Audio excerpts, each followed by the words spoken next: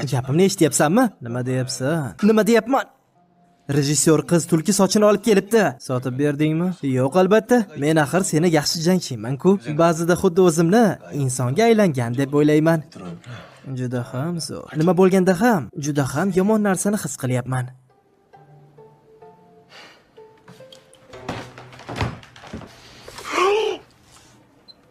Leon. Bunga qara. Leon. Yana nima? Shahar afsonalari.